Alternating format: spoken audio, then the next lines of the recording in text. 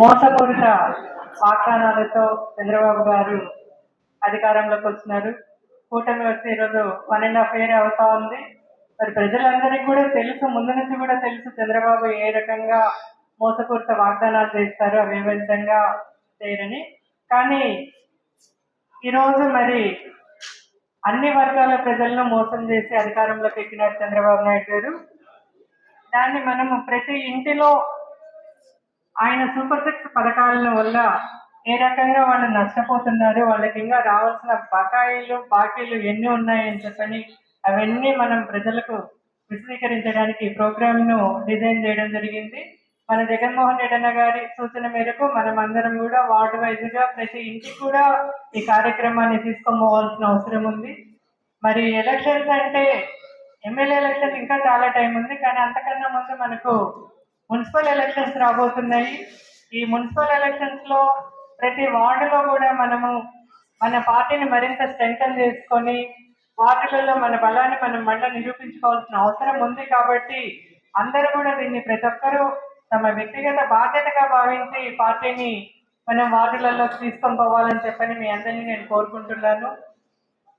మరి వార్డులలోకి మనం పోతాము అన్న ఉద్దేశంతోనే ఈరోజు రాష్ట్ర వ్యాప్తంగా ఈ కూటమి ప్రభుత్వం వైఎస్ఆర్సీపీ నాయకుల మీదనైతేనేమి, శ్రేణుల మీదనైతేనేమి అనేక దాడులు జరుపుతూ అనేక రకాలుగా ఇబ్బందులు పెడుతూ, మరి నిన్ననే చూసినాం మిథున్ రెడ్డి అన్నను కూడా అరెస్ట్ చేస్తున్నారు.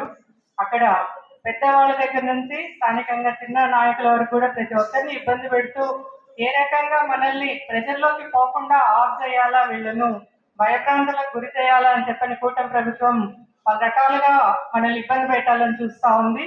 కానీ ఎవరే కానీ ఎవరు దేనికి భయపడాల్సిన అవసరం లేదు. మన జగన్మోహన్ రెడ్డి కూడా అంతకుముందు 16 నెలలు జైల్లో ఉండి వచ్చినారు. మరి వచ్చి కూడా అన్న ఈరోజు ముఖ్యమంత్రి కాగలిగినారు. ప్రజల్లో అభిమానం ఎక్కడికి పోలేదు, ప్రజలందరూ జగనన్న వెంటనే ఉన్నారు. కార్యకర్తలు కానీ ఎవరైనా సరే ఎవరికి భయపడాల్సిన అవసరం లేదు.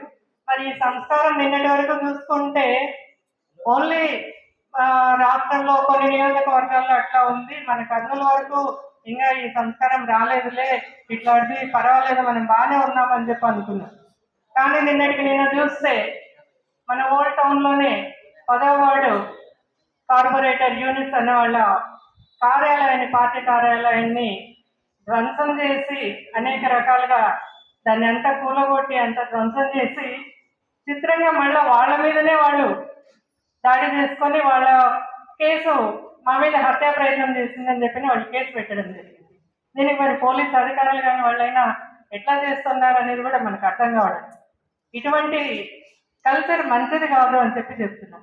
రాజకీయాన్ని రాజకీయంగా ఎదుర్కోవాలి తప్ప ఇట్లాంటి దాడులు చేస్తూ భయభ్రాంతులకు గురి చేసి ప్రజల్లోకి పోకుండా చేస్తున్నామని అనుకుంటున్నారు. కానీ ఇది మరింత రెట్టింపు వేగంగా ప్రజలు అన్ని గమనిస్తూ ఉన్నారు.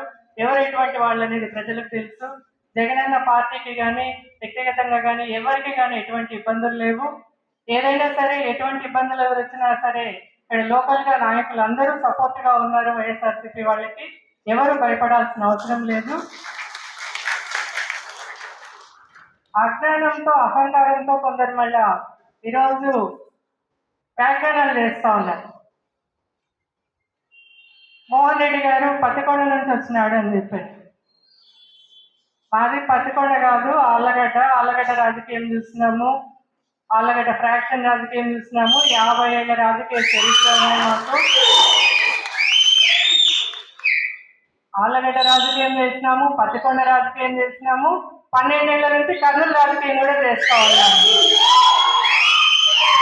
ఇక ముందు కూడా మీకందరికీ ఈ రకంగా 37 ఏళ్ల నుంచి కర్నూలులో మేము నివాసం ఉంటా ఉన్నాము. మోహన్ రెడ్డి ఎటువంటి వాడు, మోహన్ రెడ్డి కుటుంబం ఎటువంటిది, వాళ్ళ నాయన కాదు, వాళ్ళ తాత ముత్తాతలు ఎట్లాంటి వాళ్ళు ప్రజలందరికీ తెలుసు.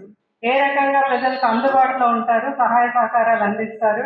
వాళ్ళు ఫ్రాక్షనిస్టులా, ఎటువంటి వాళ్ళు ఫ్రాక్షన్ చంపేవాళ్ళ పోషించే వాళ్ళ అనేది కూడా అందరికీ తెలుసు. కాబట్టి ఎవరు కానీ ఏదైనా సరే మనం అందరం జగనన్నతో పాటు ఉన్నాము, జగనన్నతో నడుస్తూ ఉన్నాము. మన పార్టీని మరింత బలోపేతం చేసుకోవడానికి ఈ వార్డు వైజ్ కూడా మనమందరం ఈ మీటింగ్స్ పెట్టుకోవడం జరిగింది. బూత్ వైజ్ కన్వీనర్లను కానీ బూత్ కమిటీలను కానీ మనము అందరినీ పెట్టుకొని పార్టీని మరింత స్ట్రెంగ్తన్ చేద్దామని చెప్పని అందరి సహాయంతో సహకారంతో ముందుకు పోదామని చెప్పని అందరినీ కోరుకుంటున్నాను. ఈ అవకాశం నాకు ఇచ్చిన ప్రతి ఒక్కరికి కూడా ధన్యవాదాలు.